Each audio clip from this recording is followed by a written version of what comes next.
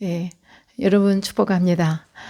예, 갈라디아 말씀을 오늘부터 함께 하실 건데요. 예, 하나님의 말씀을 율법주의에 사로잡혀서 그토록 믿는 자들을 핍박하고 박해했던 사도 바울이 쓴 이 갈라디아 말씀을 우리가 오늘 글을 통해서 가르침을 받고 우리가 받아서 갈라디아의 이 교인들은 왜 사도 바울에게 이렇게 책망을 받고 있는가를 함께 보며 함께 은혜를 나누겠습니다. 갈라디아 성도들은 잘못된 믿음으로 책망을 받고 있는 거예요.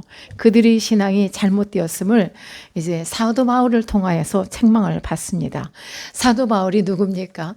하나님의 말씀 율법주의자잖아요. 최고의.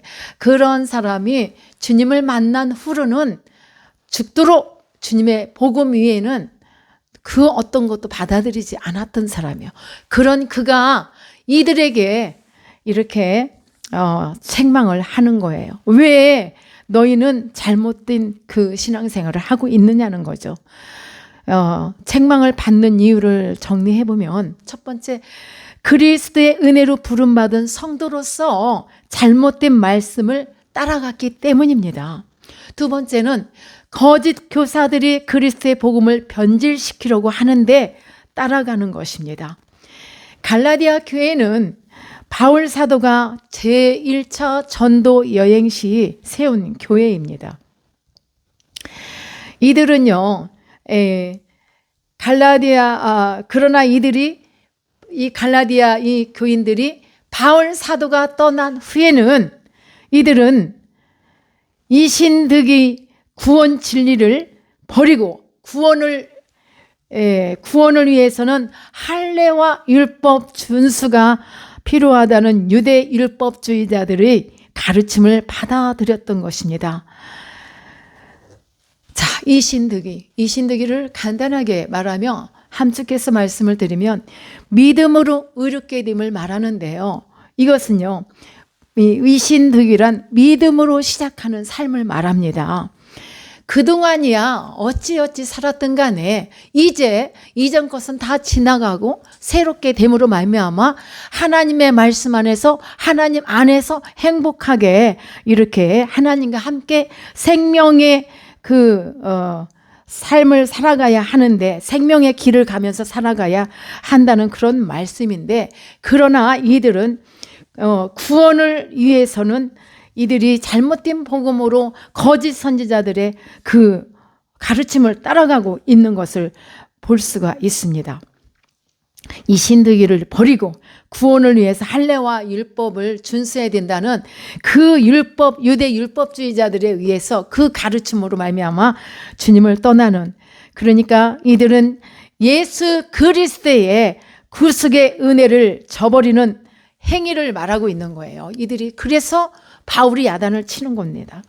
갈라디아 교인들은 이들을 엄히 이렇게 사도 바울이 질책함으로써 그리스도의 복음 안으로 속히 돌아오기를 촉구하고 있는 것입니다. 바울은요, 제발 너희들 속지 말고 속히 떠나라고 격렬하게 교인들을 책망하고 있습니다. 1장 7절에서 보면은요, 다른 복음은 없나니라고 했어요. 그러나 이제 다만 어떤 사람들이 너희를 교란하여 그리스도의 복음을 변하게 하려 함이라. 교란이라 하면 상황을 어지럽게 하고 상황을 이렇게 혼란스럽게 만들며 뒤흔드는 이런 것들을 교란이라고 말합니다. 그리스도의 복음이란 다른 이로서는 인간을 구원에 이르게 할 수 없다는 바울의 복음입니다. 바울이 전하는 말씀이 참 진리의 말씀입니다. 이 말씀 참 중요한데요. 여러분, 다원주의적인 구원론의 가능성을 완전히 우리는 차단하고 지금 바울이 차단하고 있는 것을 우리가 깨달아야 합니다. 명심해야 합니다. 잘 새겨야만 합니다. 성경에서 가르치는 복음 외에는 그 어떤 가르침도 사상도 우리 인간을 구원에 이르게 할 수 없다는 말씀입니다. 여러분 믿습니까? 다른 가르침이 사상으로도 구원이 가능하다면 왜 굳이 예수 그리스도께서 죽기 위하여 이 땅에 오시고 하늘의 모든 영광 다 버리고 하늘 보좌를 떠나 이 땅에 인간의 육신을 입고 오셨겠습니까? 그분은 죽기 위해서 오신 거란 말이에요. 왜 그분이 죽었냔 말이죠. 무서운 형벌을 받으셨다는 우리 주님, 그분이 누구예요? 주님의 주 하나님의 독생하신 예수 그리스도는 하나님과의 동동하심 가운데 이 땅에 오셨어요. 왜 오셨어요? 그분은 죽으셔야만 했기 때문에 오신 거예요. 죄로 인해 영원히 멸망받아 하나님과의 관계가, 우리가 수직관계로 하나님과의 좋은 관계를 유지해야 되는데 죄로 인해서 이게 다 덮어져 있기 때문에 그 길을 내시기 위해서 우리 주님이 이 땅에 성육신하여 오신 것입니다. 반드시 이분은 죽으셔야만 했습니다. 그러므로써 우리 인간에게 하나님께서 허락하신 그 사랑과 하나님만이 하실 수 있는 그 능력으로서 주님께서 십자가에 죽으셔야만 했던 것입니다. 십자가의 형벌이 아니고는 영원히 멸망할 죄로 인해 죽을 우리 영혼들을 구원해 낼 길은 없었던 것입니다. 이제 사순절이 시작이 됩니다. 주일 빼고 40일, 제의 수요일인 3월 5일부터 사순절이 이번 주간부터 이렇게 시작이 됩니다. 구원의 길은 오직 예수 그리스도 한 길뿐입니다. 아멘. 다른 이로도 안 되고 다른 복음으로도 안 되고, 이 말씀을 우리에게 지금 가르쳐주고 계신데요. 요한복음 14장 6절에 보면 주님이 말씀하세요. 내가 곧 길이요 또 진리요 생명이니 나로 말미암지 않고는 아버지께로 올 자가 없느니라. 또 중요한 말씀, 사도행전 4장 12절 말씀입니다. 다른 이로서는 구원을 얻을 수 없나니 천하 인간의 구원을 얻을 만한 다른 이름을 우리에게 주신 일이 없다라고 하셨습니다.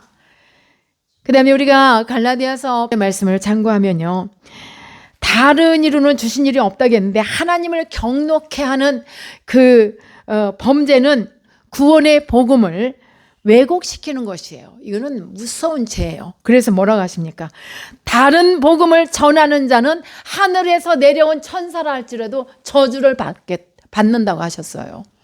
그러니까 우리 하나님 말씀을 전할 때 항상 두렵고 떨림이, 내가 잘못 전하면 안 되기 때문에 모르고 실수하는 그런 경우도 있지만 일부러 다른 복음을 왜곡시켜서 전하는 경우가 너무 많기 때문에 저와 여러분은 항상 이 하나님의 말씀, 바른 진리, 참 진리의 말씀 안에 들어올 수 있도록 깨어 있어야 합니다.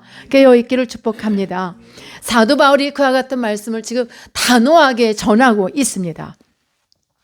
데살로니가후서 2장 9절에서 10절 말씀을 보면요, 악한 자의 나타남은 사탄의 그 활동을 따라 모든 능력과 표적과 거짓 기적과, 또 10절의 말씀을 보면은 불의의 모든 속임으로 멸망하는 자들에게 있으리니 이는 그들이 진리의 사랑을 받지 아니하여 구원함을 받지 못함이라.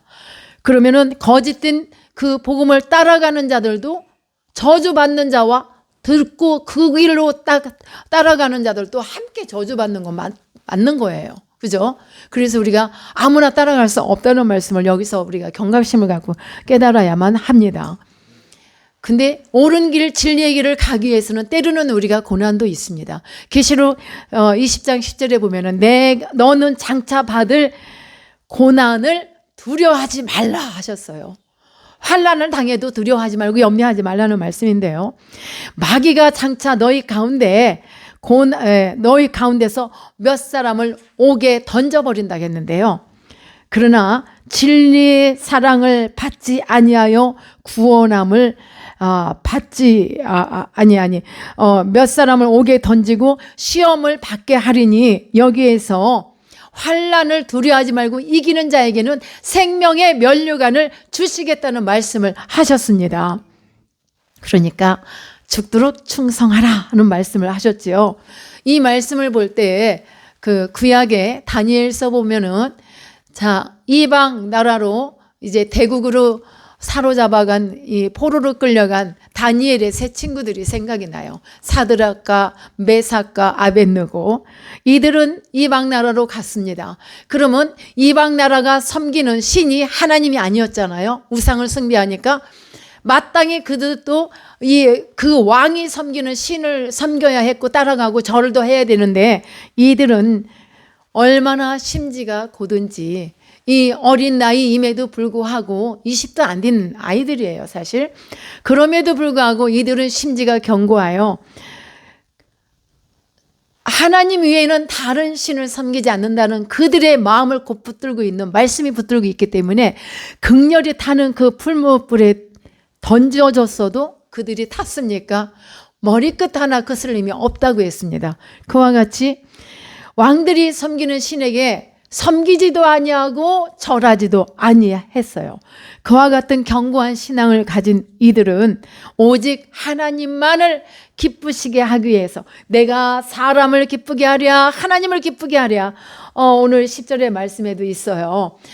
그리스도를 좋게 하랴. 사울이 이제 그 말을 사울이었을 때 사울이 변하여 이제 바울이 이런 말을 고백을 하는데 이들은 그와 같은 신앙을 일찍이 갖고서 하나님을 오직 기쁘시게 하기 위한 그 심정으로 이렇게 절도 하지 않고 우상을 숭배하지 않았을 때 그 모든 일, 그 처해진 환경을 보고 계신 우리 하나님께서 그들의 심경을 이미 읽으셨기 때문에 그들을 풀무불 가운데서도 구해 주셨고 그들을 더욱더 굳건한 믿음 위에 세워주셨던 것입니다. 기와 하나님을 섬길 때 어린아이지만 어린 이런 소년들이지만 그들을 통하여서 우리에게 주시는 교훈이 참 많이 있습니다. 어떠함에도 흔들림이 없는 견고한 신앙, 좌우로 바람에 나는 겨와 같이 날리지 않는 그런 믿음이 우리에게 귀한 가르침을 주고 있습니다. 자, 이런 믿음으로 섬겼던 이들을 우리가 생각할 때에 자, 사랑하는 여러분, 이 갈라디아 교인들과의 이 삶이 너무나 대조적이죠. 비교가 되지 않습니다. 갈라디아 교회에 어떤 이들이 침투했냐면 유대주의자들이 침투를 했던 것입니다. 그리고 교란을 일으켰어요. 이 성도들을 어지럽게 하고 혼란스럽게 하고 이런 일들을 함으로 말미암아 그들의 마음을 그들의 믿음을 온통 뒤흔들고 있었습니다. 그때부터 이제 이렇게 흔들어 놓기 시작했고 유대주의자들은 사람이 의롭다함을 받는 것은 믿음이 아니다. 믿음이 아니다. 아까 우리가 뭐라겠어요? 믿음으로 시작이 되어야 된다고 했는데 이들은 율법을 행함으로만 가능하다고 주장을 합니다. 사도 바울이 누굽니까? 율법주의자였다고 했잖아요. 철저하게 주님을 그렇게 철저한 율법주의자였지만 주님을 만난 이후에는 그는 회심한 후 이렇게 구원은 율법이 아닌 믿음이다라는 것을 깨닫고 갈라디아 성도들에게 가르쳐서 그렇게 살던 교인들이 율법 그 모습을 보니까 율법주의로 살아가는 모습을 보니까 이 바울이 참을 수가 없는 거예요. 극도로. 누구보다도 자신이 그러한 삶을 살았잖아요. 그런데 자기가 주님을 만나고 난 후에는 오직 복음, 믿음으로 살아가야 된다는 것을 이 성도들에게 따독이며 가르쳐 놨는데 잠시 떠난 후에 보니까 이들이 율법주의자들의 가르침을 받고 잘못된 믿음의 길을 가고 있기 때문에 갈라디아 교인들을 향하여서 이렇게 책망하고 있는 모습을 볼 수 있었던 것입니다. 이들의 잘못된 믿음의 특징은요, 뭐냐면 쉽게 변질되는 것입니다. 근데 이들은요, 복음도 쉽게 받아들였어요. 그냥 쉽게 변질되고 쉽게 복음도 버리는 거였는데 교인들이 거짓 교훈에 대항하여 진리를 사수한 흔적을 보이지도 않고 거짓된 교훈에 대항하며 더 이상 여력이 부족하여 미혹된 것도 아니었어요. 막 어떻게 해서라도 막 저항을 하고 하는 그런 모습이 전혀 보이지 않은 상태에서 마치 하나님의 복음의 진리에 대해서 쿠데타를 일으키는 듯 이렇게 복음을 떠난 것입니다. 갈라디아 교인들이. 그러다 보니까 뿐만 아니라 하나님을 대적하여 거짓 교훈에 집착하여 열심히 거짓 진리를 추종하고 있는 것입니다. 이들은 복음도 쉽게 받아들였지만 거짓 진리도 쉽게 용납을 한 것입니다. 왜 이렇게 이들은 복음을 쉽게 저버리고 변절할 수가 있는가? 그것은요, 인간의 속성에는 이와 같이 진리를 배척하는 타락한 속성이 늘 도사리고 있기 때문이라는 것입니다. 나도 선줄로 생각할 수 없겠죠. 다른 복음을 따르는 것, 이것은 외형은 비슷하나 본질이 다르다는 것입니다. 본질이 다르다는 것은 참 복음이 아님을 말합니다. 이 이단은요, 끝이 달라요. 끝이 다르다는 뜻에 의해서 이단이라고 하는데, 자신들의 가르침이 성경에 기초하는 듯이 이렇게 열거를 합니다. 성경을 들먹거리고 이렇게 말을 해요. 그런데 믿음이 강하지 못한 약한 어린 성도들은 이 말씀에 거짓 교훈에 쉽게 빠져들어갈 수밖에 없어요. 그러나 나중은 어떻게 돼요? 끝이 다르다 했어요. 복음에서 벗어나는 것을 나중에 깊이 거기에 빠진 후에야 알게 되면 여러분 얼마나 시간도 묻은 것이다. 아까웠고 억울합니까? 그러니까 이 이단은 끝을 가봐야 알아. 그래서 바로 이런 것들이 이단의 특징입니다. 이단의 특징을 우리가 주의 깊게 잘 생각하고 보셔야 돼요. 유대주의자들은 자신들의 가르침을 자칭 복음이다라고 이렇게 하지만 율법으로 말미암은 이 구원의 도는 결코 복음이라고 말할 수가 없습니다. 광풍이 불어닥쳐서 강을 뒤집듯이 이 교인들을 흔들고 뒤집어 버렸습니다. 예수 그리스도로 말미암아 화평과 평안을 누린가 완전히 대조되는 그런 성도들의 마음을 온통 뒤흔들고 하나님의 교회를 혼란하게 했던 그들의 가르침이었습니다. 이단은 복음의 본질은 흐려요. 비슷한 것 같은데 뭐가 달라도 달라. 이와 같이 변질되게 한다는 것을 우리가 꼭 새기시기를 바랍니다. 거짓 교사들이 침투하여 교란을 일으킬 때에 성도들은 각자가 어떻게 하면 내가 교회를 세울 수 있을 것인가 말씀으로 붙들고 경각심을 갖고 깨어 있어야 합니다. 그래서 참 진리의 말씀을 붙들어야 되겠고 참 진리의 사람으로서 진리를 굳게 지키는 그런 파수꾼들이 되어야 합니다. 그 역할은 저와 여러분들이 해야만 합니다. 교회는 주님께서 피로 주시고 값을 주시고 사신 교회입니다.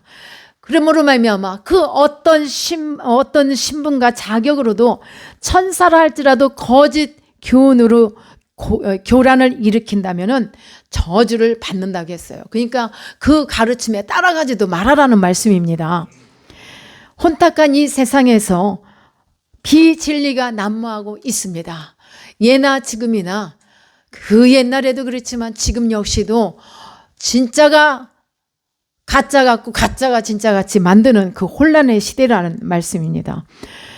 여러분, 사도들과 믿음의 선열들이 목숨 걸고 지켜왔던 이 진리의 말씀을 우리도 굳건히 붙잡고 나가야만 하겠습니다. 그러므로 그리함으로 말미암아 거짓 교훈이 난무한 이 어둡고 침침하고 혼탁한 세상에서 진리의 파수꾼으로서 진리의 빛을 더 드높일 수 있는 저와 여러분 우리 모두 성도들 다 되시기를 축복합니다.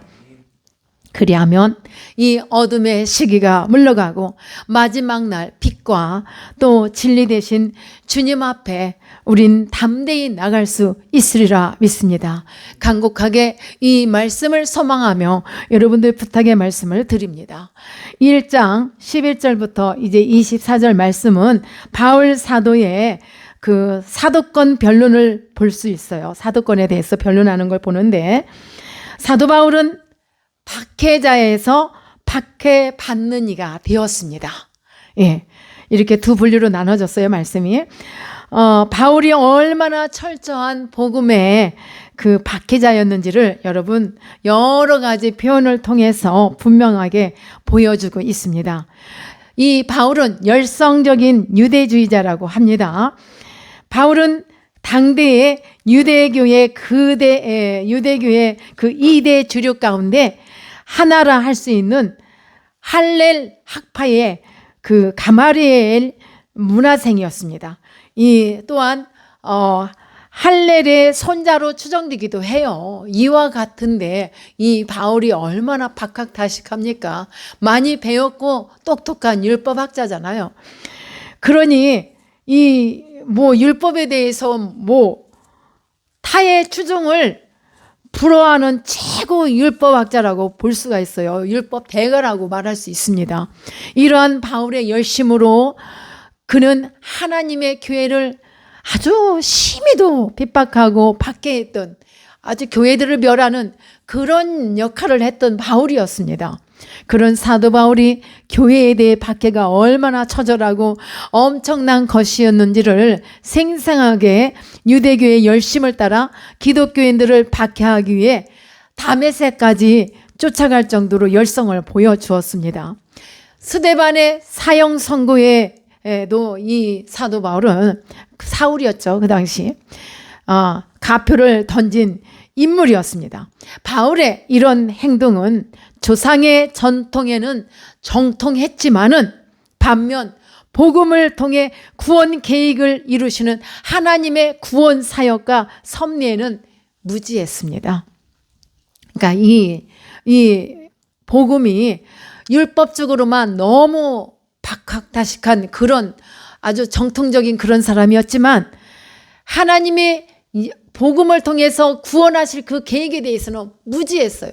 그러니까 이 자가 그토록 교회를 핍박하고 아주 그냥 멸절하지 못해 아주 이 사기가 얼마나 강했는지 그와 같은 바울이었습니다. 이랬던 바울은 복음을 위한 사도로 부름 받았다는 사실 자체가 곧 주님의 놀라운 강권적인 역사임을 우리는 부인할 수가 없습니다. 그런 사도 바울의 회심에 대한 고백이 없이는 누구나가 객관적으로 분명하게 인정하는 사실인데요. 그것은 탁월한 유대교의 전통학 학식이 뛰어난 자이기 때문에 말로서는 그 누구도 설득해가지고 하나님의 복음 전하는 전도자로 세울 만한 그 누구도 없었어요. 하나님밖에는 그를 다스릴 자가 없었습니다. 그래서 인간의 힘이 아닌 부활하신 주님의 강권적인 역사에 의해서 주님의 사도로서 이 사울은 하나님의 사도로 이렇게 부름을 받게 되었습니다. 자, 다메섹으로 막 이렇게 향하던 중 노상에서 부활하신 주님의 현현을 통해서 이 바울은 회심하는 역사가 일어났던 것입니다. 그와 같은 은혜를 체험하고 이제 그가 일평생 동안 죽으나 사나 그저 바울은 그 이후로는 찌르기만 하면 예수 그리스도의 십자가 그리스도의 은혜 그거 밖에는 말이 없는 자였어요. 누가 죽인다고 해도 누가 찔러도 예수 그리스도의 고난과 부활 그 십자가 위에 전한 복음이 없어요. 나의 자랑은 오직 예수 그리스도밖에 자랑할 것이 없다라고 강조하면서 바울의 철학적인 그 복음이 그의 그 복음인 거예요. 부활, 고난 이러한 것들. 그러한 사도가 이렇게 갈라디아 성도들에게 이 말씀을 가르쳤는데 떠나고 보니 다시 율법주의자들로 흘러가고 있으니 얼마나 격노했겠습니까? 그래서 우리가 간단하게 이렇게 전하지만 이 당시에 바울이 엄청나게 아주 극렬한 그 화가 났을 것 같아요. 그런 바울이 바울 사도는 갈라디아 교회뿐만 아니라 여러 교회들 이 신약 성경을 많이 기록한 저자잖아요. 27권 중에 무려 13권 저자잖아요. 이러한 가르침을 아낌없이 많은 교회들을 향해서 우리들을 향해서 권면하고 경고하고 이렇게 훈도하는 것을 많이 우리가 볼 수 있습니다. 사랑하는 여러분, 아낌없이 주님을 만난 이후에는 이와 같이 복음을 전하는 사도 바울의 그 열성을 우리도 본받아 그 말씀의 진리에 바로 서서 우리와 더 깨닫는 그런 길을 열어놓고 마음을 열어놓고 우리의 그 모든 것을 열어놓고 받아들여야 될 줄 믿습니다. 그러므로 말미암아 죽도록 아낌없이 충성했던 복음을 증거했던 사도 바울의 그 신앙심, 그의 진리의 말씀을 저와 여러분이 함께 마음에 잘 새겨서 앞으로도 이 바울의 가르침에 우리가 열심히 배워나가기를 축복합니다. 예, 우리 다 같이 이 말씀 생각하면서 기도하기를 원합니다.